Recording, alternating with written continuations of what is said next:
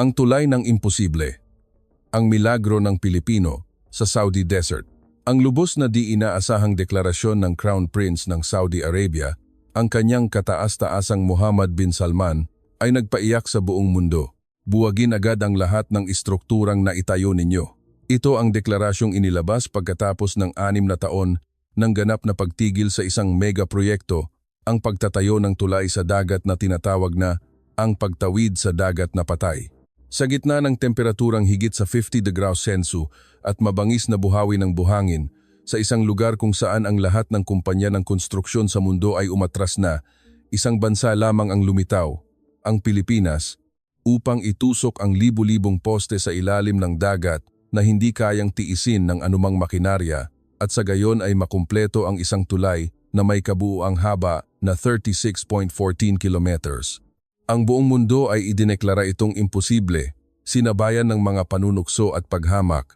Ngunit sa araw na iyon, ipinahayag ni Prince Mohammed, ito ang kinabukasan ng aming sambayanang Saudi at ang nagtayo ng kinabukasan na ito ay ang Pilipinas. Hindi namin kailanman malilimutan ang utang na ito. Ano nga ba ang nangyari? Bago tayo magsimula, hihingi lang ako ng 1 segundo ng inyong mahalagang oras upang pindutin ang subscribe button. Malaking inspirasyon ito para ipagpatuloy ang paggawa ng mga video. Ngayon, magsimula tayo. Ako si Zita David Hunter, miyembro ng Institute of Civil Engineers ng United Kingdom. Nag-aral ako ng mga tulay at istrukturang pandagat sa mga matinding kapaligiran sa buong mundo sa loob ng mahigit 30 taon. Sa rehiyon lamang ng Gitnang Silangan, pinamahalaan ko ang 12 proyekto, ngunit noong 2017, nang matanggap ko ang imbitasyon upang maging tagapayo ng gobyerno ng Saudi Arabia, wala akong ideya na ito ang magiging pinakamatinding karanasan sa aking buhay. Pagkakita ko pa lang sa lugar sa unang pagkakataon, napagtanto ko na hindi ito isang ordinaryong katawan ng tubig. Ang dagat na ito, na matatagpuan sa hilagang dulo ng Gulpo 34, ay isa sa pinakamahirap na kapaligiran sa konstruksyon sa mundo. Sa loob ng higit sa kalahati ng araw, ang temperatura ay patuloy na lumalampas sa 50 degrees Celsius. Ang konsentrasyon ng asin sa tubig dagat ay doble ng normal. Ito ay isang lugar kung saan kahit ang mga pang-industriyang kagamitan ay kinakalawang at nabibigo sa loob lamang ng 6 na buwan. Matatagpuan sa hangganan ng disyerto at karagatan, ang mga buhawi ng buhangin ay maaaring tumama anumang oras at kapag dumating ang mga ito, ang visibility ay bumababa ng husto na hindi mo makita ang lampas sa 10 ms na nagpapahinto sa lahat ng trabaho. Ang mas masahol pa ay ang matinding kaagnasan na dulot ng halo ng tubig dagat at buhangin. Hindi ito simpleng kalawang, maging ang espesyal na bakal ay hindi kayang makatagal sa lugar na ito. Sa ganitong mga kondisyon, binuo ang ideya ng pagtatayo ng isang tulay sa dagat na 36 kilometers ang haba. Umaasa ang gobyerno ng Saudi na ikokonekta ng tulay na ito ang mainland sa Aqaba at ang isla ng Abu. Ekonomiko man o simboliko, ito ay isang mahalagang proyekto upang itulak ang pag-unlad ng bansa. Ngunit ang realidad ay iba. Matapos magsimula ang proyekto noong 2011, ang mga kilalang kumpanya ng konstruksyon sa mundo ay umatras ng sunod-sunod. Nagsimula sa Bechtel ng Estados Unidos, itinaas nila ang puting bandila na nagtuturo na hindi kayang tiisin ng kanilang kagamitan ang proseso ng pagtatali ng poste sa ilalim ng dagat. Pagkatapos, ang Bouygues ng France at Hochtief ng Germany ay umatras din. Nang siyasatin ko mismo, malinaw ang kanilang mga dahilan. Una, ang pagtatali ng poste sa ilalim ng dagat ay halos imposible dahil sa hindi matatag na ilalim ng dagat kasama ang patuloy na pag-atake ng asin at buhangin na nagdudulot ng sunod-sunod na pagkabigo. Pangalawa, sa katulad na paraan, ang pagtatayo ng mga artipisyal na isla ay nakatagpo din ng mga problema. Ang semento ay nagbibitak dahil sa alat bago pa man ito makapagpatibay. Ang pinakamalaking problema ay ang mga tauhan. Hindi kayang manatili ng mga manggagawa sa site ng higit sa datang oras sa gitna ng init na higit sa 50 degrees Celsius. Ang mga kagamitang metal ay umiinit ng husto na hindi ito mahawakan at ang salt mist mula sa dagat ay nagpapairita sa sistema ng paghinga na isang hadlang sa pangmatagalang trabaho. Sinimulan ng mga lokal na media na tawagin itong proyekto ng kamatayan. Lumipas ang 6 na taon. Noong 2017, Nang dumating ako sa Saudi Arabia, ang site ng konstruksyon ay hindi naiiba sa isang tambak ng mga abandonedong guho. Ang mga pansamantalang istruktura na kalahating naitayo ay kinakalawang at ang mga abandonedong kagamitan ay nabubulok. Ang gobyerno ng Saudi sa huling pag-asa ay muling nagbid para sa mga kumpanya ng konstruksyon mula sa buong mundo. At noon, sa isang pulong ng mga tagapayo ng Royal Council, binanggit ang isang hindi kilalang pangalan, Maharlika Constructors, isang kumpanya mula sa Pilipinas. Sa totoo lang, sa simula ay nagduda ako. Isang proyekto na iniwan ng malalaking kumpanya ng konstruksyon ng Europa at Amerika, ngayon ay tinanggap ng isang kumpanya ng konstruksyon sa Timog Silangang Asya. Malamig ang kapaligiran sa pulong. Isang tagapayo ang nagsabi, kaya ba ng isang kumpanyang Pilipino ang tindi ng kapaligiran na ito? Ang isa pa ay mas direkta. Hindi ba masyadong mapanganib na ipagkatiwala ang isang proyekto na nabigo sa loob ng 6 na taon sa isang kumpanyang may mas kaunting karanasan? Ngunit ang ministro ng konstruksyon ng Saudi ay may ibang pananaw. Ang Maharlika Constructors ay nagtagumpay sa ilang proyekto sa gitnang silangan at sa kasalukuyang sitwasyon, wala tayong gaanong pagpipilian. Tama siya. Wala nang ibang pagpipilian. Sinuri ko ang proposal ng proyekto ng Maharlika Constructors at ito ay lubos na naiiba sa diskarte ng ibang mga kumpanya. Hindi ito nagtatalakay ng malalaking bagong teknolohiya o advanced na kagamitan, kundi isang paraan na umaayon sa kapaligiran. Ang pinakakamangha-mangha ay ang kanilang detalyadong pag-aaral ng lokal na sitwasyon, mga hakbang laban sa 50 degrees init, mga teknik upang maiwasan ang kalawang dahil sa asin, at isang pamamahala ng proyekto upang harapin ang mga buhawi ng buhangin.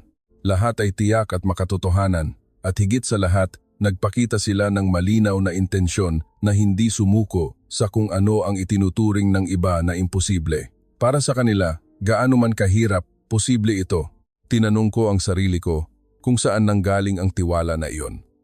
Noong Setyembre 2017, ginawa ng gobyerno ng Saudi ang kanilang desisyon. Ang kontraktor para sa pagtatayo ng Ray Abdullah Coastal Link ay ang Maharlika Constructors na may kontrata na katumbas ng 2 bilyon at isang deadline ng konstruksyon na 6 na taon. Pagkatapos niyon, ang mga lokal na media ay nahati sa dalawang panig. Nakita ng isa na ito ang huling pag-asa, ang isa naman ay ang simula ng isa pang pagkabigo. Nagduda ang sambayan ng Saudi. Nabigo na sila ng maraming beses, ngunit may kakaiba akong kutob. Pinanood ko ang koponan ng Maharlika Constructors na sinisiyasat ang site. Iba ang kanilang mga mata sa ibang mga kumpanya. Sa halip na maghanap ng problema, tila naghahanap sila ng solusyon, lalo na ng personal na hawakan ng direktor ng proyekto ang tubig dagat at maging tinikman pa ito. Nagulat ako. Hindi pa ako nakakita ng ganoong atensyon sa detalye. Noong Nobyembre 2017, sa wakas ay dumating ang koponan ng Pilipino sa Saudi Arabia. Nang makita ko sila sa airport, sa totoo lang, medyo nabigo ako. Hindi sila mukhang kasing sopistikado ng malalaking kumpanya ng konstruksyon ng kanluran at wala silang gaanong kagamitan, ngunit iba ang kanilang mga mata. Sila ang mga mata ng mga taong hindi marunong sumuko. Isinulat ko sa aking talaarawan ng gabing iyon. Makukumpleto ba talaga nila ang proyektong ito na nabigo sa loob ng 6 na taon? Hindi ko pa alam, ngunit isang bagay ang sigurado, iba sila. Iyon ang unang pagkakataon na nakilala ko ang Pilipinas at ang Maharlika Constructors. Bagamat hindi ko alam kung anong himala ang kanilang lilikha, may kutob ako na may espesyal na magsisimula. Noong Mayo 15, 2018, ginanap ang seremonya ng inaugurasyon ng Ray Abdullah Coastal Link na dinaluhan ng Royal Family at matataas na opisyal ng gobyerno ng Saudi.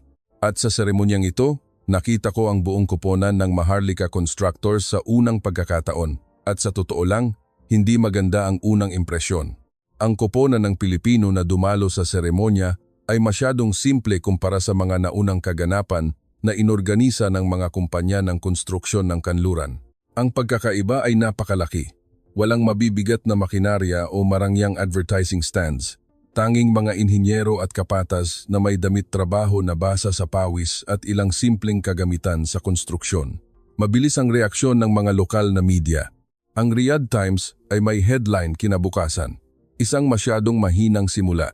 Hindi rin positibo ang nilalaman ng artikulo, sinasabing ang unang impresyon ng kumpanyang Pilipino na pumalit sa proyekto na inabandona ng mga world-class na kumpanya ay nakakadismaya. Ang mas nakakagulat pa ay ang reaksyon ng lokal na industriya ng konstruksyon. Ang presidente ng Saudi Contractors Association ay nagsabi sa isang press conference, "Sa totoo lang, nag-aalala ako. Mas maliit pa sila kaysa sa mga kumpanyang nabigo. Kaya ba nilang hawakan ang higanting proyektong ito?" Isang eksperto sa konstruksyon mula sa UAE ang may katulad na pananaw. Direktang sinabi niya sa akin, "David, nakita mo na ba?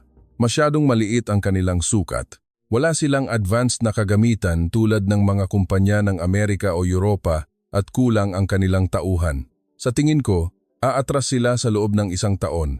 Sa totoo lang, iyon din ang iniisip ko. Ang koponan ng Maharlika Constructors na nakita ko sa seremonya ng inaugurasyon ay talagang masyadong mapagpakumbaba. Si Engineer Marco de la Cruz, ang Director General ng proyekto, ay isang lalaki na nasa edad 40 na may balat na tinagpuan ng araw. Hindi siya nakasuot ng designer suit, kundi isang lumang overall ng trabaho. Sinubukan niyang magsalita sa Ingles nang walang interpreter, ngunit hindi gaanong matatas. Ang kanyang presentasyon ay tila medyo alanganin, ngunit ang kakaiba ay habang ang iba ay nanunukso, hindi nagbago ang ekspresyon ni Engineer de la Cruz. Sa halip, lalo pa itong naging seryoso. Nang tanungin ng isang reporter kung kailan inaasahang matatapos ang proyekto, matatag siyang sumagot. Tiyak na matatapos ito bago ang 2024. Pagkatapos ng seremonya, patuloy na naglabas ang mga lokal na media ng mga negatibong balita. Isang kolum na may pamagat na, "Ang huling pag-asa ay Pilipinas ang nakakuha ng pinakamalaking atensyon." Isinulat ng kolumnista na isang proyekto na iniwan ng malalaking kumpanya ng US, France at Germany sa loob ng 6 na taon ay kukumpletuhin ng isang medium-sized na kumpanya mula sa Pilipinas. Sa totoo lang, mukhang imposible. Mayroon pang mas matitinding kritisismo. Naglabas ang Saudi Daily ng editorial na nagsasabing, "Isang walang kwentang simula na nagtatanong kung bakit ibibigay ng gobyerno ang mahigit talang 2 bilyon sa isang hindi pa napatunayang kumpanya. Ito ay pag-aaksaya ng pera ng mga nagbabayad ng buwis." Sa mga mamumuhunan sa gitnang silangan at mga eksperto sa kanluran, nagpatuloy ang panunukso. Isang mamumuhunan mula sa Qatar ang nagsabi sa akin, "David, sa aking karanasan, ang ganoong kaliit na koponan ay walang pag-asa na magtagumpay. Siguro hindi nila alam kung gaano kahirap ang kapaligiran sa rehiyong ito. Sa totoo lang, ang unang imahe ng koponan ng Maharlika Constructors ay malinaw na naiiba sa ibang mga kumpanya. Ang Bechtel o Bouygues ay nagdala ng 12-dosenang pinakabagong modelo ng kagamitan at daan-daang eksperto, ngunit ang koponan ng Pilipino ay mayroon lamang ilang basic na excavator at crane at mga 30 inhinyerong Pilipino. Iba rin ang kanilang tirahan. Ang mga naunang kumpanya ay nanuluyan sa 5-star hotels o nagtayo ng mararangyang kampo, ngunit ang Maharlika Constructors ay nagtayo lamang ng simpleng tirahan na gawa sa containers. Naglagay sila ng kaunting air conditioning at nagluto sila ng kanilang sariling pagkain. Nagbulungan ang mga lokal. Paano makakagawa ng ganoon kalaking trabaho ang mga taong namumuhay ng napakasimple? Lumala ang panunukso ng media. Nagulat ang Saudi Radio kinagabihan na nagbibigay diin sa mapagpakumbabang kagamitan ng kumpanyang Pilipino na nagtatanong kung ang ganoong kagamitan ay talagang magagamit upang magtayo ng tulay sa dagat na 36 kilometers ang haba. Maging ang ilang miyembro ng parlamento ay nagsimulang magtanong. Isang parlamentaryo ng oposisyon ang nagtanong sa gobyerno kung masyado silang nagmadali sa pagpili ng isang kumpanyang walang karanasan. Maging sa loob ng gobyerno, may mga boses na nagsasabi na dapat silang naging mas maingat, ngunit ang kakaiba ay hindi nasiraan ng loob ang koponan ng Maharlika Constructors. Sa halip, lalo pa silang nagpakita ng dedikasyon sa kanilang trabaho. Sila ay nasa site mula umaga hanggang gabi, nang walang pahinga maging sa Sabado at Linggo upang planuhin ang kanilang trabaho. Ang partikular na kamangha-mangha ay si Engineer de la Cruz. Sa kabila ng mga panunukso at kritisismo ng media, maaga siyang gumising upang siyasatin ang site at kahit sa init na higit sa 50 degrees Celsius, hindi niya inalis ang kanyang damit trabaho at siya mismo ay nagtrabaho hanggang sa basang-basa sa pawis. Sa gitna ng pagdududa, isang gabi, pumunta ako sa kanilang tirahan at nakakita ng isang hindi kapanipaniwalang eksena. Sa loob ng container, Nagkakalat ang mga inhinyerong Pilipino ng mga plano at mainit na nagdedebate. Nang tiningnan ko ang aking relo, lampas alas, 11 na ng gabi. Nakita ako ni Engineer De La Cruz at ngumiti ng mahinhin. Paumanhin, gabi na.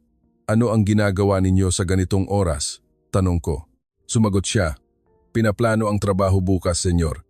Hindi namin pwedeng mag-aksaya ng kahit isang araw sa proyektong ito. Sa sandaling iyon, naintindihan ko, hindi nila pinapansin kung gaano sila tinutukso. Ang tanging alalahanin nila ay ang tagumpay. Kung ang ibang kumpanya ay pinahahalagahan ang magagandang presentasyon at public relations, ang grupong ito ay nakatuon sa tunay na trabaho.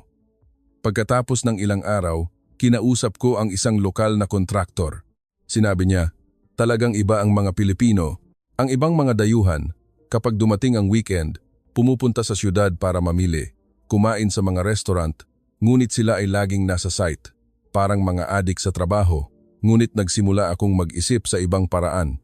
Ang kanilang kapakumbabaan at sinseridad marahil ay hindi lamang isang katangian ng pagkatao, kundi isang pilosopiya, isang kultura na pinahahalagahan ang substansiya kaysa sa pagpapakitang gilas, ang aksyon kaysa sa mga salita. At dumating ang mahalagang sandali sa huling bahagi ng Pebrero nang umabot sa rurok ang mga panunukso.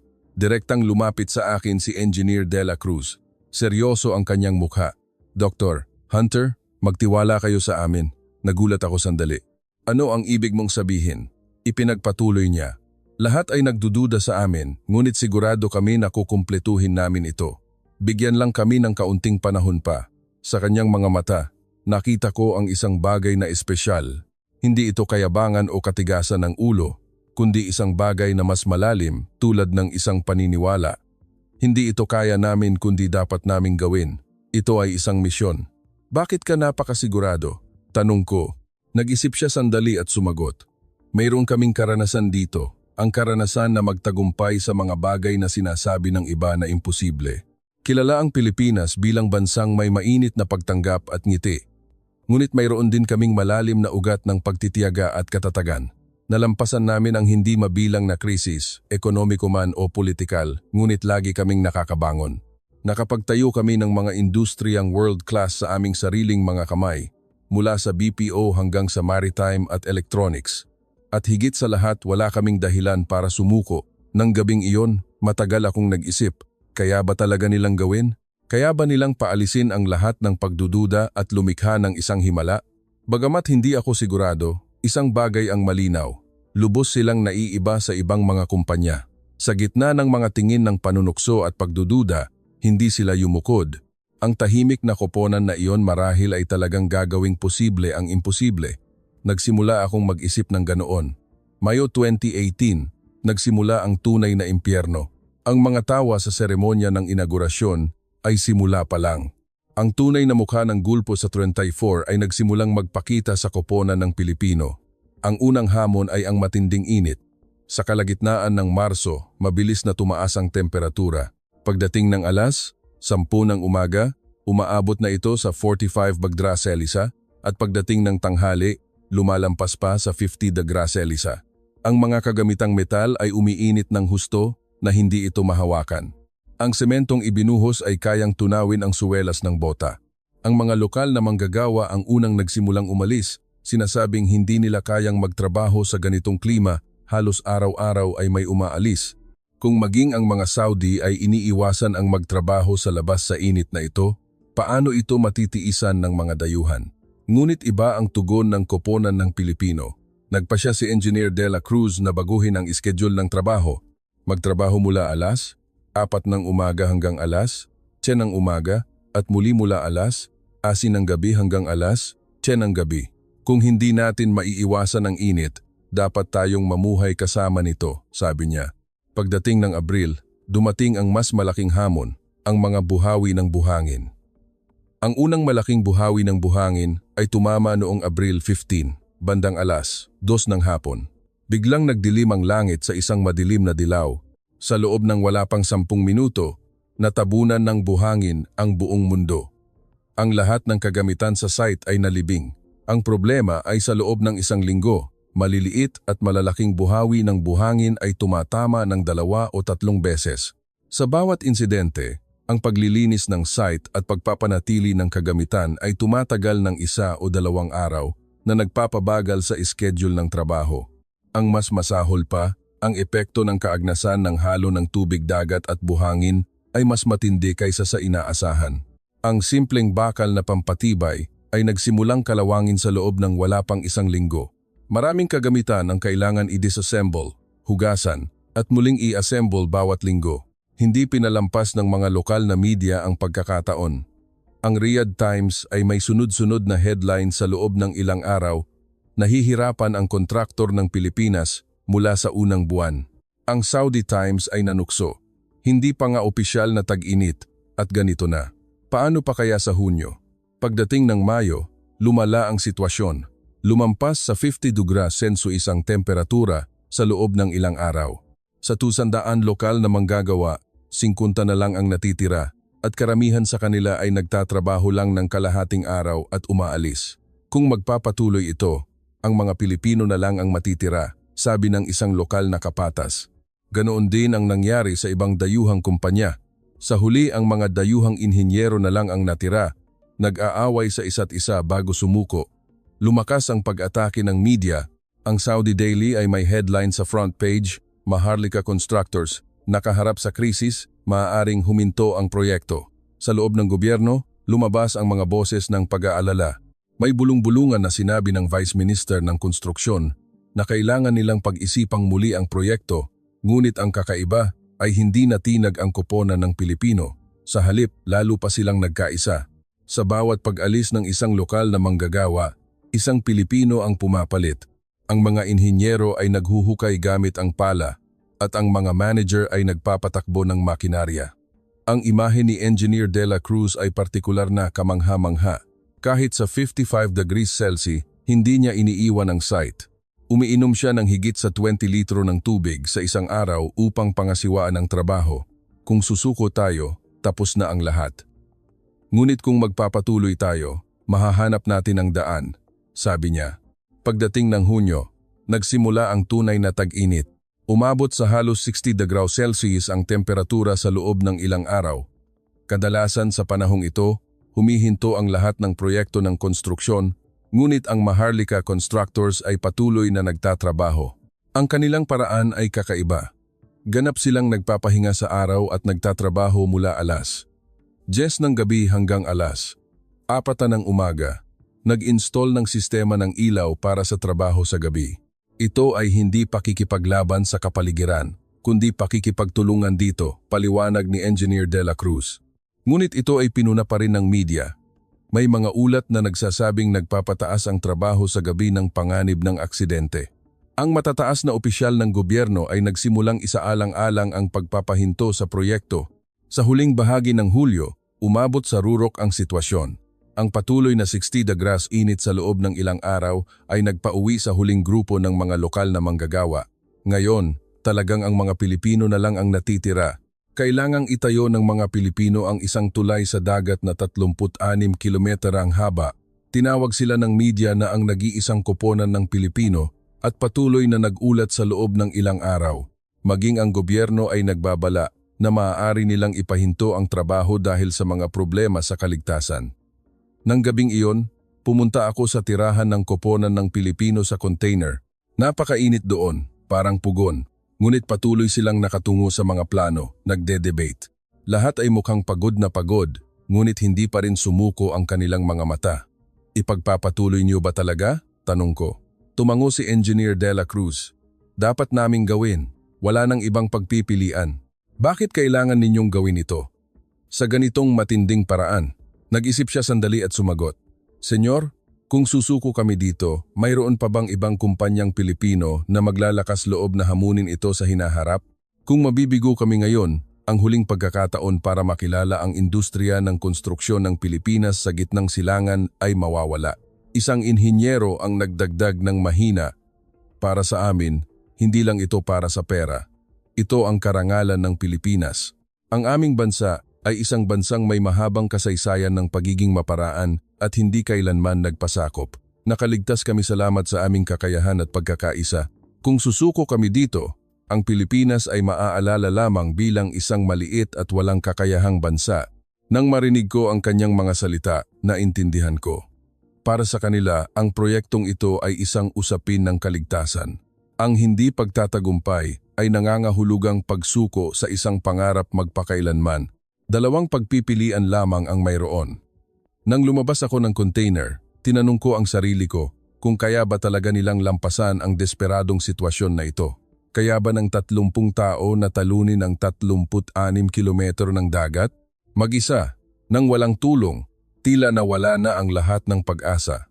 Ngunit sa mismong sandaling iyon, ang koponan ng Pilipino ay naghahanap ng tanging paraan upang magtagumpay. Agosto 2018, habang tila nawawalan na ng pag-asa ang lahat, isang kamangha-manghang pagbabago ang nagsimulang mangyari sa koponan ng Pilipino. Sa kanilang nag-iisang sitwasyon, nagsimula silang subukan ng isang ganap na bagong paraan. Tinawag ako ni Engineer De La Cruz sa site. Dr. Hunter, gusto naming subukan ang isang bagay na iba. Gusto naming marinig ang inyong opinyon. Sa kanyang boses ay may sigla at pag-asa. Nang dumating ako sa site, hindi ka panipaniwala ang eksena. Ang mga lumang poste na ginamit ng ibang mga kumpanya ay binubuwag. Binubuwag nila ang istrukturang na-install sa loob ng ilang buwan. Bakit ninyo binubuwag ang na-install na ninyo? Tanong ko. Ipinaliwanag ni Engineer De La Cruz, hindi namin magagamit ang lumang paraan dahil hindi matatag na maikakabit ang mga poste sa ilalim ng dagat at dahil sa alat, nagsisimula itong kalawangin sa wala pang 6 na buwan. Nang suriin ko ang mga poste na ininstall ng Boyges, nakita ko na talagang malubha ang kalawang. Ang konsentrasyon ng asin sa tubig dagat at ang abrasyon ng buhangin ay nagdulot ng malubhang pinsala sa ibabaw ng mga poste. Kaya, ano ang gagawin ninyo? Tanong ko.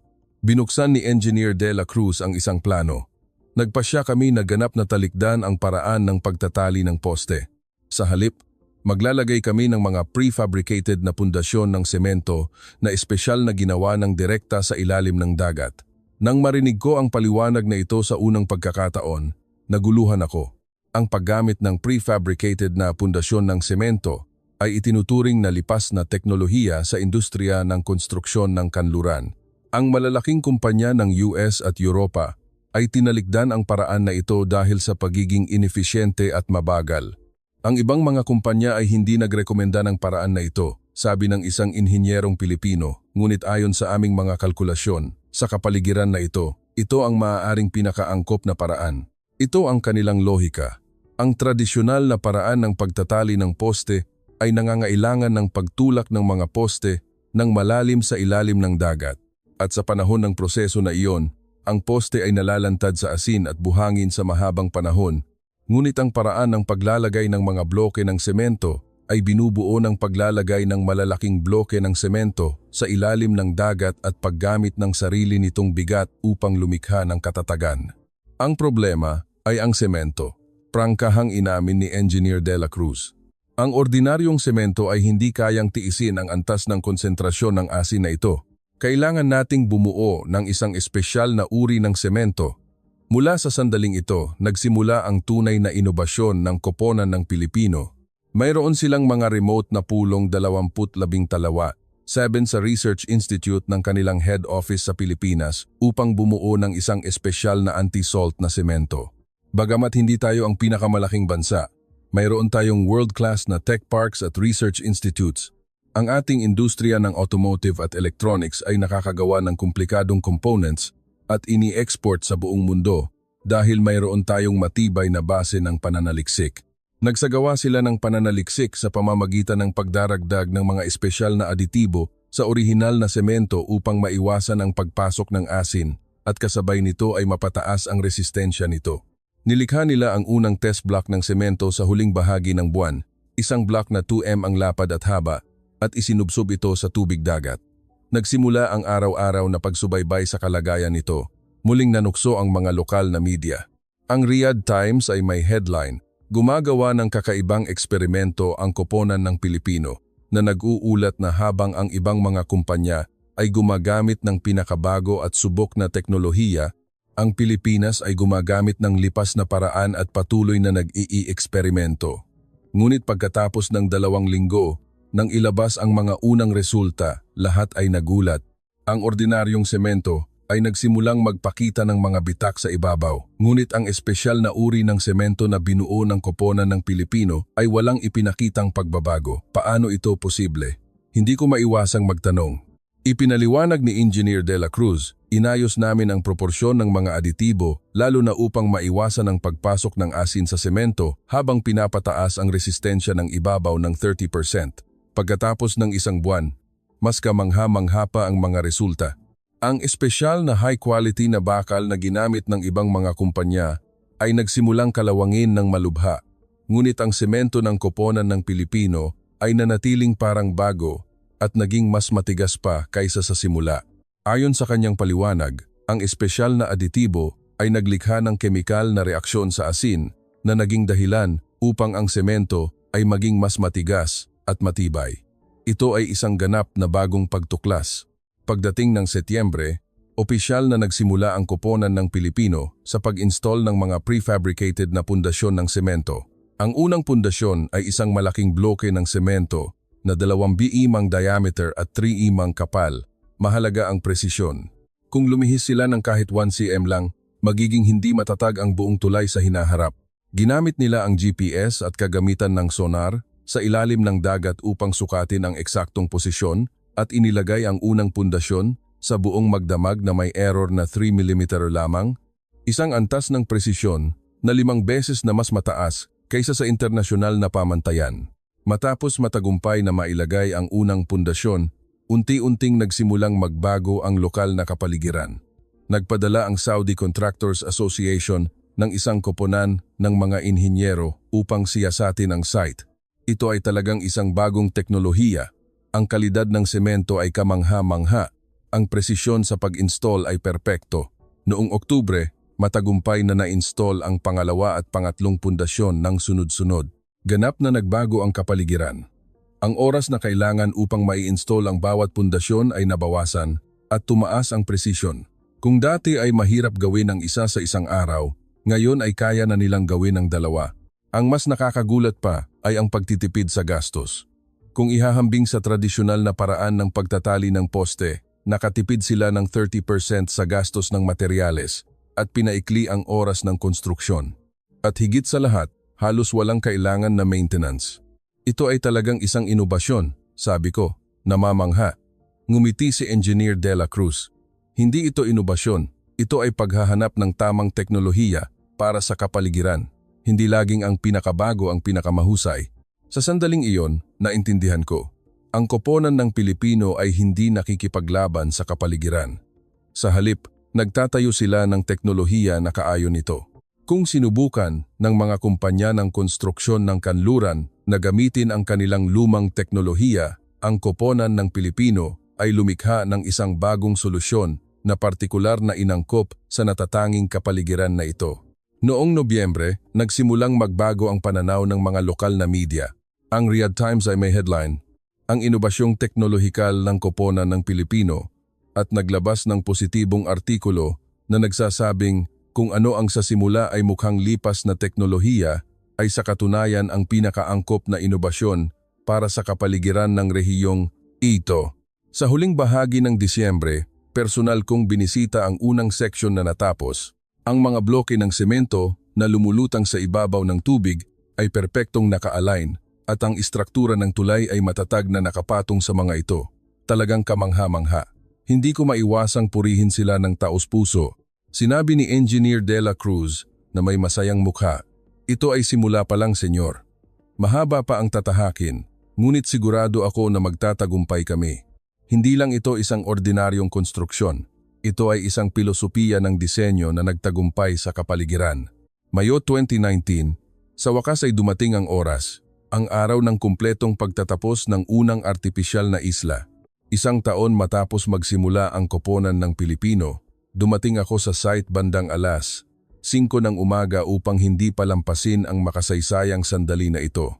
Sa gitna ng gulpo at 28 kilometro mula sa mainland, nakatayo ang isang malaking bagay.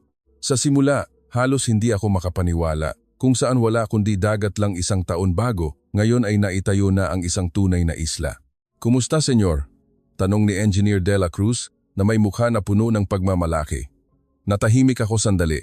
Isang higanteng artipisyal na isla na 300m ang haba at 200m ang lapad ang lumulutang sa gitna ng dagat at ito ay isang perpektong rektangulo. Posible ba talaga ito? Hindi ko maiwasang magtanong. Mula sa malayo, mukha itong isang natural na isla, ngunit nang lumapit ako, nakita ko na ito ay isang artipisyal na istruktura na maingat na nilikha. Ang ibabaw ay sementado, ang mga gilid ay perpektong tuwid. Nang tumapak ako sa isla, mas kamangha-mangha pa ang tanawin. Hindi lang ito pagbuhos ng lupa sa dagat. Ito ay isang operating base na may lahat ng amenities. Sa gitna, may malaking crane na nakalagay. Sa isang gilid, may tirahan para sa mga manggagawa. Hindi lang ito ordinaryong isla, senyor. Paliwanag ng isang inhinyerong Pilipino. Dinisenyo ito bilang sentro ng buong proyekto. Mula dito, kokontrolin namin ang lahat ng trabaho sa susunod na section.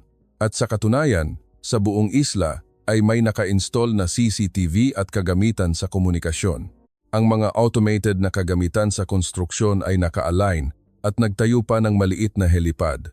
Hindi ito isang isla, ito ay isang maliit na lungsod sa gitna ng dagat. Ang pinakakamangha-mangha ay ang precision. Sinusukat ng GPS, ang lokasyon ay lumihis ng wala pang 1 sentima mula sa plano. Para sa isang tulay na 36 kilometers ang haba, ang antas ng presisyon na ito ay mahalaga.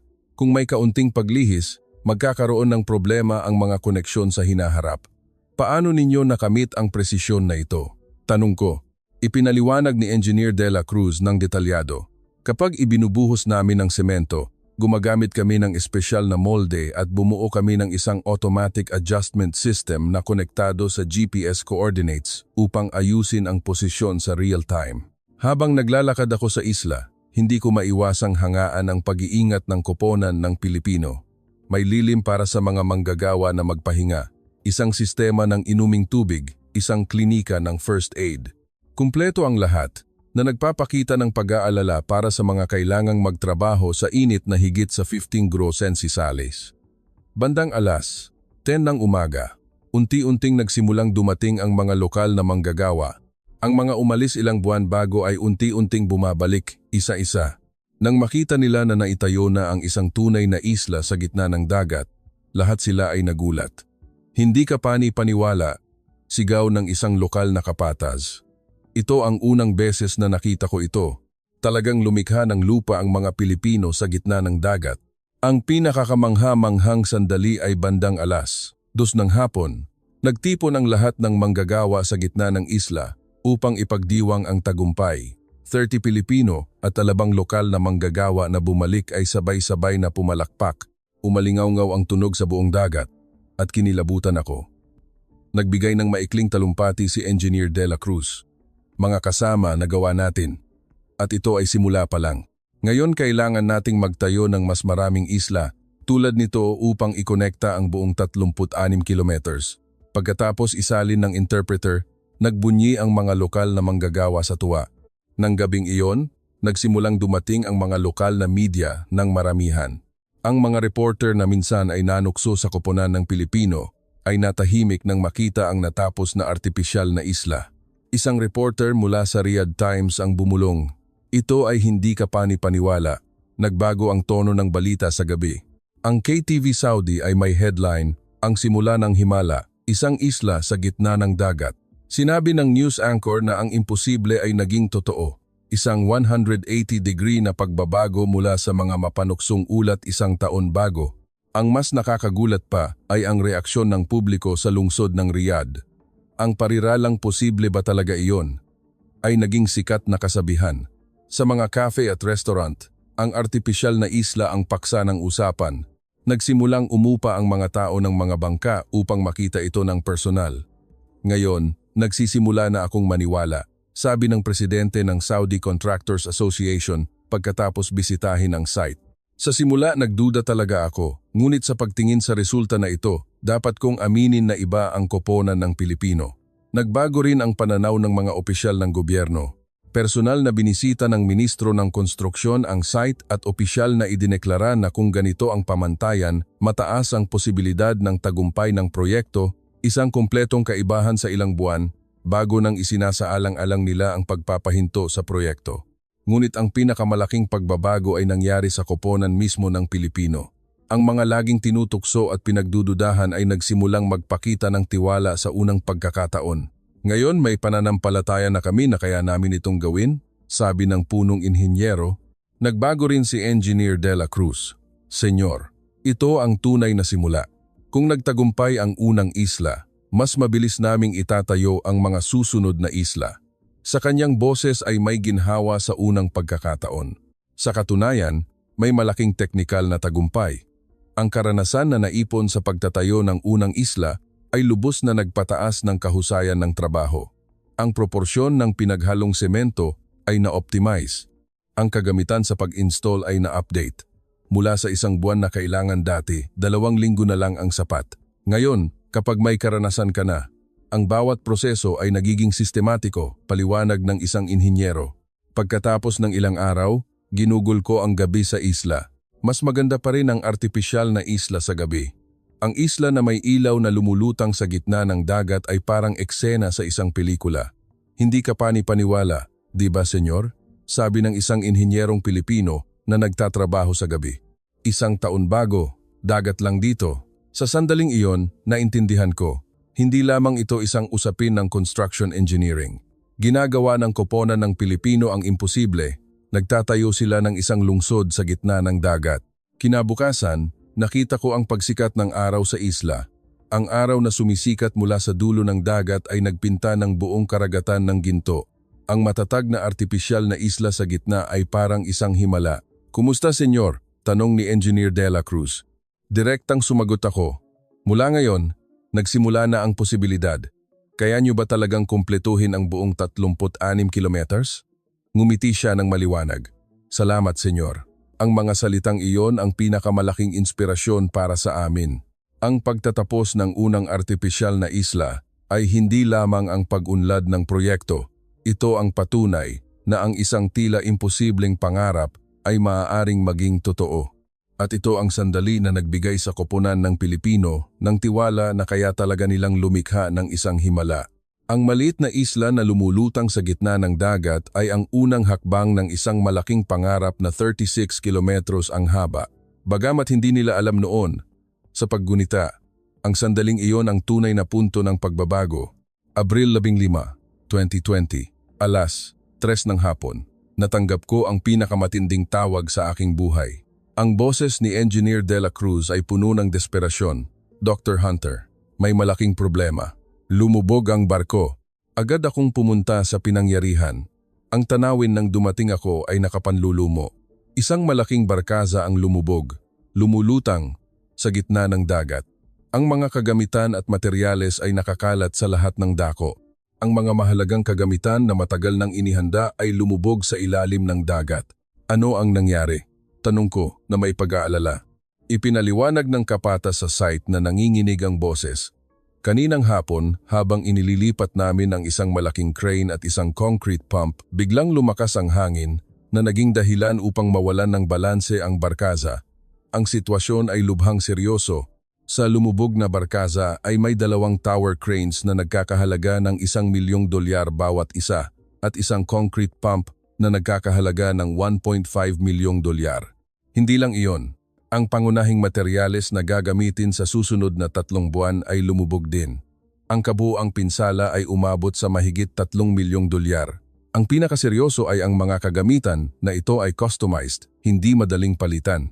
Ito ay mga crane na may espesyal na anti-salt coating at isang concrete pump na inangkop para sa lokal na kapaligiran.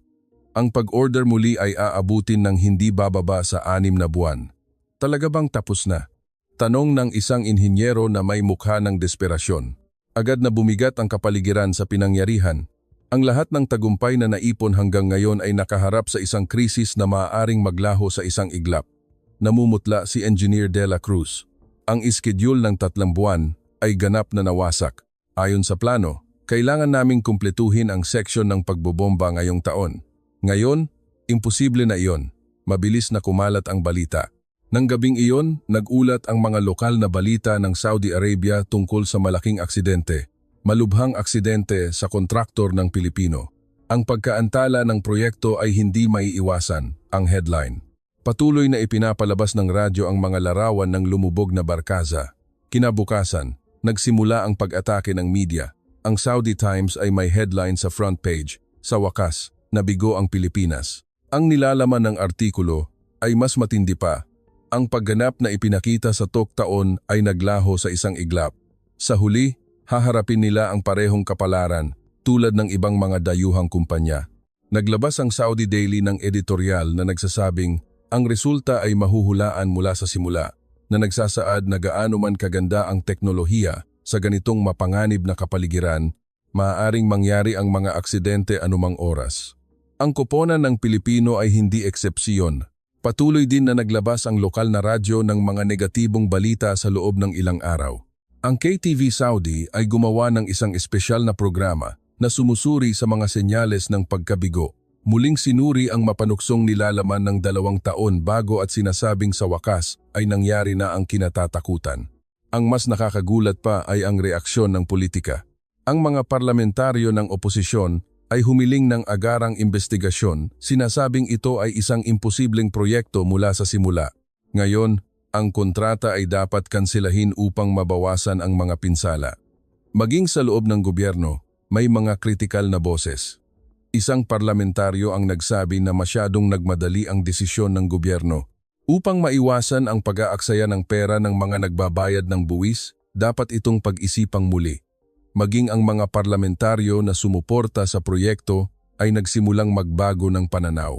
Naglabas ang Saudi Contractors Association ng opisyal na pahayag na nagsasabing ang aksidenteng ito ay resulta ng mga kakulangan sa pamamahala ng kaligtasan at dapat na muling suriin ang buong proyekto agad. Mukhang mahirap ang pagtatapos ng proyekto, pahayag ng presidente ng asosasyon sa isang press conference.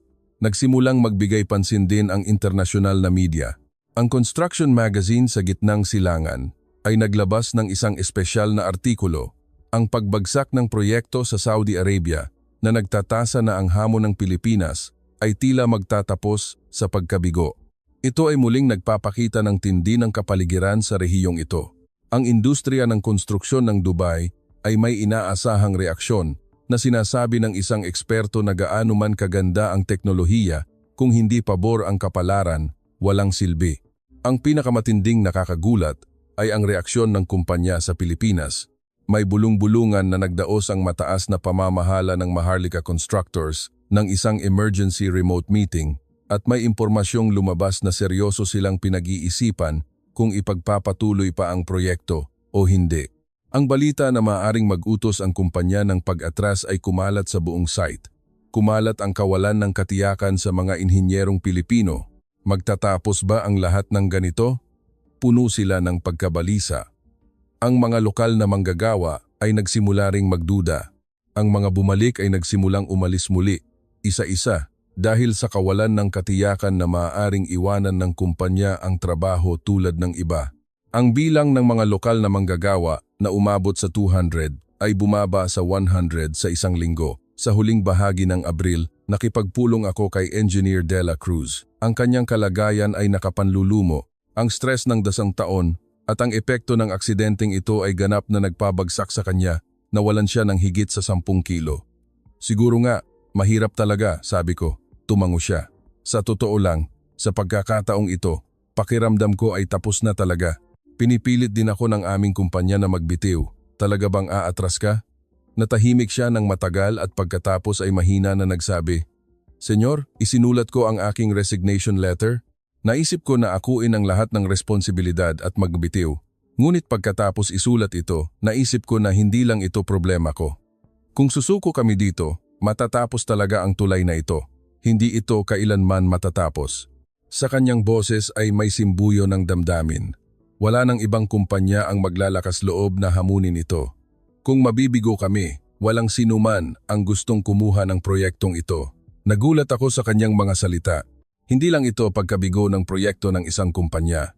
Ito ang sandali kung kailan maglalaho ang pangarap na ikonekta ang 36 kilometers ng dagat. Kaya, ano ang gagawin mo? Tanong ko. Nagpakita si Engineer De La Cruz ng determinado na ekspresyon.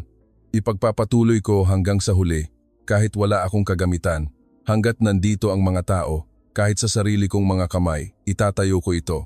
Sa sandaling iyon, muli kong naramdaman ang pagiging espesyal ng sambayanang Pilipino. Ang determinasyon na hindi sumuko kahit na bumagsak ang lahat. Iyon ang kanilang tunay na sandata. Ngunit ang realidad ay desperado pa rin. Walang kagamitan, walang materyales, at bumaba ang bilang ng mga tauhan. Lumalakas ang presyon mula sa media at politika. Hindi tiyak ang suporta mula sa kumpanya. Isinulat ko sa aking talaarawan ng gabing iyon. Kaya ba talaga nilang lampasan ang desperadong sitwasyon na ito, na wala ang lahat? Kaya ba nilang lumaban muli?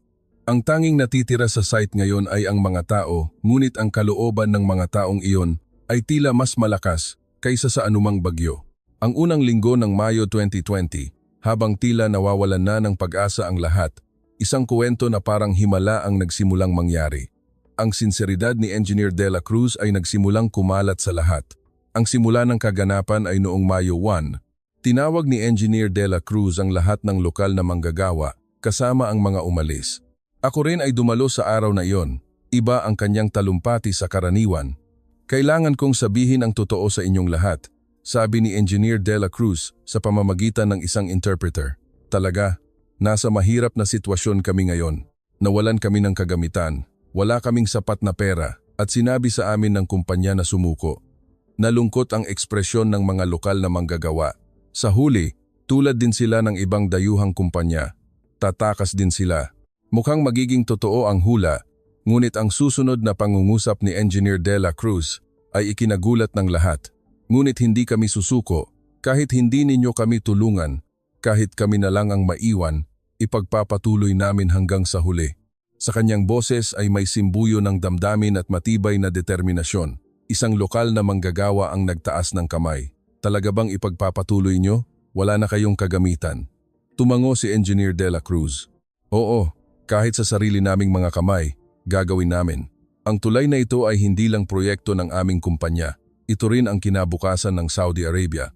Sa sandaling iyon, may nangyaring hindi kapanipaniwala. Si Khalid, ang lokal na kapatas na unang umalis, ay tumayo at nagsabi, "Ako rin, gagawin ko." Sa loob ng 2 taon, nakita ko kayong mga Pilipino na nagtatrabaho ng napakahirap. Hindi ko kayo kayang iwanang mag-isa. Ang kanyang mga salita ay nagdulot ng suporta mula sa ibang mga manggagawa. Isa-isa, "Ako rin, babalik ako. Tapusin natin ito." Ganap na nagbago ang kapaligiran. Ang pinakakamangha-mangha ay isang matandang lokal na inhinyero na nagsabi, "Sa simula, hindi ako nagtitiwala sa mga Pilipino, ngunit ngayon ay iba na. Kayo ay naiiba sa ibang mga dayuhan. Lalaban kayo hanggang sa huli kasama namin." Sa araw na iyon, sa 150 manggagawa na umalis, 120 ang nagsabi na babalik sila sa trabaho.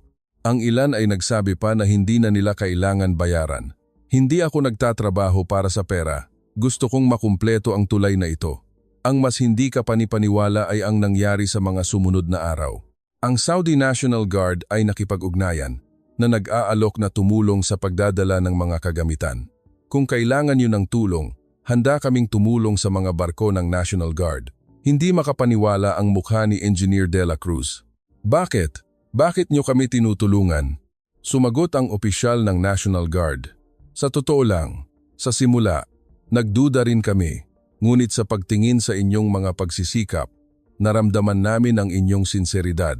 Ito ang proyekto ng aming bansa. Hindi namin pwedeng hayaan ang mga dayuhan na magdusa ng mag-isa matapos magpasya ang National Guard na sumuporta. Mabilis na nagbago ang sitwasyon. Ang mga barko ng National Guard ay mas ligtas kaysa sa mga barkong sibilyan at pinamamahalaan ng mga ekspertong tripulante ng Navy. Ngayon, ang panganib ng mga aksidente sa pagdadala ng kagamitan ay lubhang nabawasan. Ang paninindigan ng gobyerno ay nagsimula ring magbago. Personal na binisita ng Ministro ng Konstruksyon ang site at nagsabi, ang isang proyekto na sinusuportahan ng mga tao at mga lokal na manggagawa ay hindi maaaring iwanan ng gobyerno at nangako ng ganap na suporta. Nagbago rin ang direksyon ng media. Nagulat ang Riyadh Times tungkol sa hindi kapani-paniwalang kooperasyon sa pagitan ng koponan ng Pilipino at ng mga lokal na manggagawa kahit ilang araw bago pa ay idineklara na nila ang pagkabigo. Nagsimulang gumawa ng isang espesyal na dokumentaryo ang lokal na radyo tungkol sa mga taong hindi sumusuko na sumusubaybay sa proseso ng trabaho ng koponan ng Pilipino at mga lokal na manggagawa na naging napakapopular na may audience na higit sa 30%. Ang pinakamalaking pagbabago ay ang kapaligiran sa site. Dati, tila magkahiwalay na nagtatrabaho ang mga Pilipino at lokal, ngunit ngayon ay naging isang koponan na sila. Bagamat magkaiba ang wika, tila nagkakaunawaan ang kanilang mga puso. Senyor, hindi na ito isang proyektong Pilipino, sabi ni Khalid. Ang Kapatas, ito ang proyekto nating lahat. At sa katunayan, nagsimula ang isang tunay na kooperasyon na lumampas sa mga hangganan. Nagbago rin ang koponan ng Pilipino. Dati, sinubukan nilang lutasin ang lahat ng problema ng mag-isa, ngunit ngayon ay nagsimula silang lutasin ang mga ito kasama ang mga lokal. Si Engineer De La Cruz ay nagdaos ng mga pulong sa mga lokal na inhinyero tuwing umaga at seryosong nakinig sa kanilang mga opinyon. Nang magsanib ang teknolohiya ng Pilipinas at lokal na karanasan, nagkaroon ng tunay na mas mahusay na resulta. Malaking tulong ang mga ideyang iminungkahi ng mga lokal, sabi ng isang inhinyerong Pilipino, lalo na ang mga hakbang laban sa mga buhawi ng buhangin. Kung walang karanasan ng mga lokal, imposible sana iyon. Sa huling bahagi ng Mayo, nagsimulang dumating ang mga bagong kagamitan. Sa pagkakataong ito, ligtas itong dinala sa mga barko ng National Guard. Ngunit ang pinakamahalaga ay bumalik na ang mga taong nagtatrabaho ng magkasama. Ang eksena sa unang araw ng pag-install ng bagong kagamitan ay kamangha-mangha. 30 Pilipino at 120 lokal ang gumagalaw na parang isang katawan nang hindi nangangailangan ng mga utos upang malaman kung ano ang gagawin. Ang pinaka-hindi kapani-paniwala ay ang kahusayan ng trabaho ay dumoble kumpara sa dati. Ang teknolohiya ng Pilipinas at lokal na karanasan ay nagsanib na lumikha ng isang kamangha-manghang resulta. Ngayon, parang tunay na koponan na tayo, sabi ni Engineer De La Cruz na may masayang mukha. At sa katunayan, ang paglampas sa isang hamon tulad ng aksidente ay lalo lang nagpatibay sa kanila bilang isang koponan. Sa simula ng Hunyo, nagsimula ang pagtatayo ng pangalawang artipisyal na isla. Sa pagkakataong ito, ganap na naiiba ito sa una. Alam ng bawat isa ang kanilang papel at ang kooperasyon ay dumadaloy ng natural. Dati, tila ang teknolohiya lang ng Pilipinas ang nagtutulak, sabi ng isang lokal na inhinyero. Ngunit ngayon, lahat tayo ay lumilikha ng magkasama. Nang makita ko ang eksenang iyon, naintindihan ko, hindi sila nakikipaglaban sa dagat. Ang koponan ng Pilipino at ang lokal na koponan ay nagkaisa at may tunay na lakas upang talunin ang dagat. Isang gabi, nagkaroon ng impormal na pagdiriwang sa site. Nang walang partikular na dahilan, simpleng masaya silang magtrabaho ng magkasama. Nagdala ang mga Pilipino ng mga pagkain tulad ng adobo at sinigang at tumugtog ang mga lokal ng kanilang musika. Sa kaganapan, nagsalita si Khalid. Ngayon, isa na tayong pamilya. Ang tulay na ito, ang magiging tulay na itinatayo nating lahat ng magkasama. Lahat ay pumalakpak. Umalingaw-ngaw ang tunog sa buong dagat. Sinabi sa akin ni Engineer De La Cruz ng mahina, "Senyor, naiintindihan ko na ngayon, hindi sapat ang teknolohiya. Ang mga puso ng mga tao ay dapat magkaisa upang mangyari ang isang tunay na himala." Tumango ako. Oo, hindi na ito isang proyektong Pilipino. Hindi sila nakikipaglaban sa dagat. Ngayon, ito ang magiging tulay ng mga tao na itinayo ng may tiwala at pawis. Nang gabing iyon, sigurado ako na kaya nilang talunin ang 36 kilometers ng dagat dahil ngayon ay mayroon silang sandata na mas malakas kaysa sa teknolohiya, mga pusong nagkaisa. Disyembre 2022, dumating ang pinakakamangha-manghang sandali sa aking buhay. Ang araw na inihayag na ang Ray Abdullah Coastal Link ay ganap nang natapos sa lahat ng seksyon nito. Bandang alas 5 ng umaga, tumayo ako sa simula ng natapos na tulay. Ang tanawin sa harap ko ay hindi kapani-paniwala. Kung saan wala kundi dagat lang 5 taon bago na itayo na ang isang higanteng lungsod.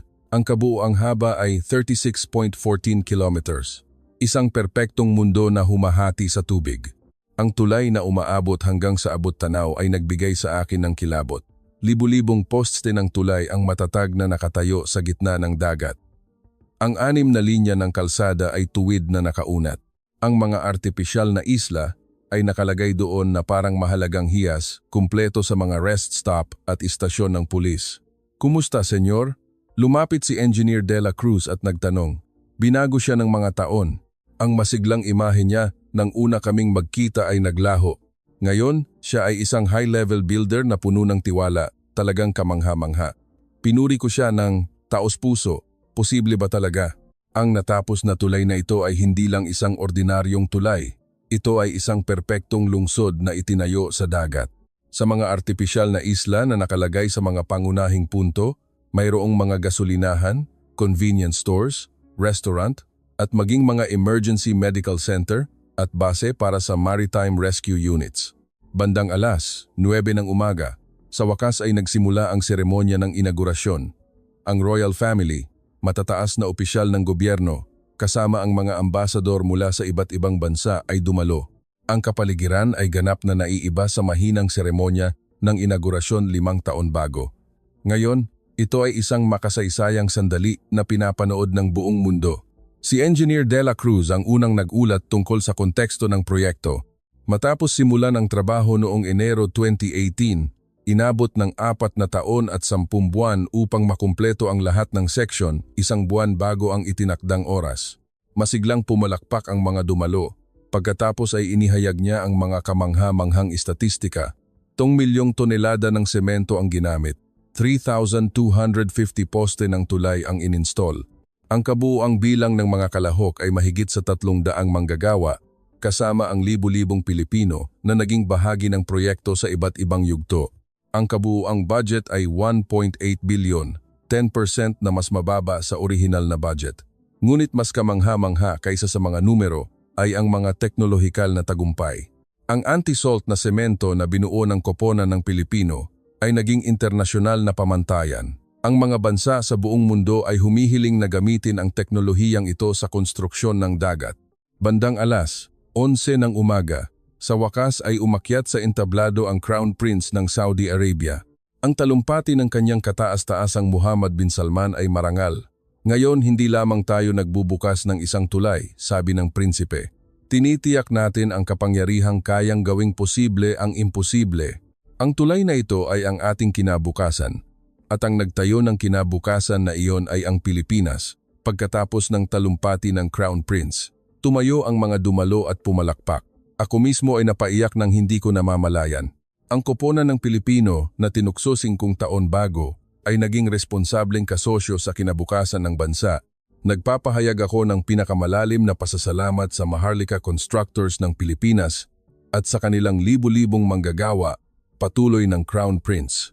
Ang ipinakita nila ay hindi lamang ordinaryong teknolohiya, kundi isang kalooban na hindi sumuko at isang kooperasyon na nagpapatotoo sa mga pangarap. Pagkatapos ay nagsimula ang demonstrasyon ng paggamit. Sumakay sa unang sasakyan ang Crown Prince, mga opisyal ng gobyerno, at mga stakeholder ng industriya ng konstruksyon. Ako mismo ay naging bahagi ng maluwalhating sandali na iyon. Ang pakiramdam kapag nagsimulang gumalaw ang sasakyan sa tulay ay hindi mailarawan. Ang dagat na umaabot sa magkabilang panig ay maganda. Ang mga artipisyal na isla na nakikita mula sa malayo ay parang isang mirage. Sa loob ng 36 kilometers, lahat ay tahimik na nakatingin sa labas ng bintana. Nagkaroon ng maikling pahinga sa malaking rest stop sa gitna. Dito, mukha talaga itong isang maliit na lungsod sa gitna ng dagat. Mayroong mall, restaurant, observatory, at maging isang maliit na hotel. Hindi na ito tulay. Ito ay isang lungsod, bulalas ng isang dumalo. Ang tanawin mula sa observatory ng rest stop ay talagang maganda. Ang dagat ay umaabot hanggang sa abot tanaw, ang mga artipisyal na isla ay nakalagay doon, at ang tulay ay umaabot ng walang hanggan. Lahat ay bunga ng pagsisikap ng tao. Hindi ako makapaniwala. Bandang alas, 3 ng hapon, sa wakas ay nakarating kami sa dulo. Ang 36 kilometro na haba na nagkokonekta sa isla ng Abu at ang mainland ay kumpleto. Ang distansya na dati ay umaabot ng halos 2 oras sa bangka. Ngayon ay 40 minuto na lang sa kotse. Nang gabing iyon, nagkaroon ng malaking pagdiriwang. Ang mga ambasador mula sa iba't ibang bansa at mga tao mula sa industriya ng konstruksyon ay dumalo upang ipagdiwang ang tagumpay ng koponan ng Pilipino. Ang pinakakamangha-mangha ay ang mga lokal na manggagawa ay dumalo rin. Ang resulta ng isang tunay na kooperasyon, ang reaksyon ng maraming tao na nakilala ko sa party ay kamangha-mangha. sinabi ng German ambassador, ang proyekto na iniwan ng isang kumpanyang Aleman na ginawa ng Pilipinas ay talagang kamangha-mangha. Inamin ng kinatawan ng kontraktor ng France, kailangan nating tanggapin ang teknolohiya ng Pilipinas. Ang mas nakakagulat pa ay ang mga bagong proposal ng proyekto. Gusto ng Saudi Arabia na magtayo ng tulay sa Red Sea. Gusto ng UAE na magtayo ng mga artipisyal na isla. Ang teknolohiya ng Pilipinas ay kumakalat sa buong gitnang silangan. Ngayon, sa merkado ng konstruksyon ng gitnang silangan, ang Pilipinas ay nasa ganap na ibang posisyon, sabi ng isang tao mula sa lokal na industriya ng konstruksyon. Dati, itinuturing silang mga tagasunod ng mga kumpanya ng kanluran, ngunit ngayon, kinikilala sila sa kanilang sariling natatanging teknolohiya. Pagkatapos ng party, muli kaming pumunta sa tulay ni Engineer De La Cruz. Ang tulay na nakikita sa gabi ay mas parang isang panaginip. Ang 36 kilometers na tulay na pinalamutian ng mga LED lights na nagniningning sa gitna ng dagat ay parang isang Milky Way na nahulog sa tubig. Naisip mo ba na darating ang araw na ito 5 taon na ang nakakaraan? Tanong ko. Ngumiti si Engineer De La Cruz at sumagot. Sa totoo lang, nagduda rin ako. Ngunit natuto ako na kung hindi ka susuko, nangyayari ang mga himala. Ano ang pinakamahirap na sandali? Nang lumubog ang barkasa. Sa sandaling iyon, naisip ko na talagang tapos na ang lahat, ngunit sa mismong sandaling iyon, naintindihan ko na hindi kami nag-iisa. At sa katunayan, ang tulay na ito ay hindi itinayo ng Pilipinas lang. Ito ay ang resulta ng pagsasanib ng teknolohiya ng Pilipinas, lokal na karanasan, at ang kalooban na hindi sumuko. Kinabukasan, binuksan ang tulay sa publiko. Nang makita ko ang mga unang sasakyan ng mga tao na dumadaan, lubos akong naantig. Ngayon, ang tulay na ito ay magiging bahagi ng pang-araw-araw na buhay ng sambayanang Saudi. Ang kapaligiran sa lungsod ng Riyadh ay puno ng pagdiriwang. Kumalat sa buong bansa ang paniniwala na, kaya rin natin, kapag nakita ng ating mga anak ang tulay na ito, mas malaki ang kanilang kayang pangarapin, sabi ng isang mamamayan. Nang gabing bago ako umuwi, huling naglakad ako sa tulay. Bagamat hindi ko nalibot ang buong 36 kilometers, gusto kong maglakad ng 2 o 3 kilometers bilang simbolo. Ang paglalakad sa ibabaw ng dagat ay talagang isang kamangha-manghang karanasan. Sa sandaling iyon, naintindihan ko. Ang tulay na ito ay hindi isang ordinaryong tulay. Ito ay isang tulay na nagkokonekta sa pag-asa ng isang bansa, isang simbolo na kayang gawing posible ng kalooban ng tao ang imposible. At ang pinakamahalaga, ito ay isang obra na nagpapakita ng tunay na kahulugan ng industriya ng konstruksyon ng Pilipinas. Hindi maluho o malaking kapital, kundi isang pusong hindi sumusuko at pagtutulungan upang lumikha ng magkasama. Iyan ang tunay na lakas. Ang Ray Abdullah Coastal Link ay nagdala ng pangalan ng hamon at tagumpay sa loob ng 5 taon, at ang milagro ay ginawang posible ang imposible. Ray, hindi ito isang tulay. Ito ang Pilipinas. Ang kwento na nagsimula sa isang mainit na dagat na parang impyerno sa 50 degrees ay nagtapos sa isang kamangha-manghang paraan. Ang proyekto na iniwan ng buong mundo ay ginawa ng Pilipinas. Ang higanting tulay na 36 kilometro ang haba ay ngayon ang bagong simbolo ng Saudi Arabia. Nagsimula tayo sa teknolohiya, ngunit nagtagumpay tayo sa mga tao. Ang tulay na ito na humahati sa dagat at buhangin ay hindi lamang isang istruktura. Ito ay isang kristal ng pananampalataya, simbuyo ng damdamin, at isang hindi matitinag na espiritu. Ang Maharlika Constructors, sa ngalan ng Pilipinas, ay nagtayo ng kinabukasan sa puso ng mundo. Bilang David Hunter na sumaksi, hindi ito isang tulay. Ito ang espiritu ng Pilipino na gumawa ng imposible na posible. Ito ang lakas ng Pilipinas na nagpahanga sa mundo. Ang Pilipinas, isang bansa na maaaring kilala sa mainit at nakangiting mga tao nito, ngunit sa loob ay may lakas na kasing tibay ng bakal sa pamamagitan ng advanced na industriya nito. At ngayon, sa larangan ng konstruksyon, nagpahanga ito sa mundo. Sa gitna ng hindi mabilang na hamon, ginamit ng Pilipinas ang teknolohiya nito upang patunayan ang sarili. Maging ngayon, hindi mabilang na tao ang tumatawid sa tulay na iyon kasama ang mga bagong pag-asa. At tandaan, ang Pilipinas ay laging naroon sa simula ng pag-asang iyon. Iyan ang buong kwento para sa araw na ito. Ang inyong subscribe at likes ay malaking inspirasyon upang gumawa ng mga video. Salamat sa lahat ng nanood hanggang sa huli. Magkaroon kayo ng magandang araw. Salamat, oo.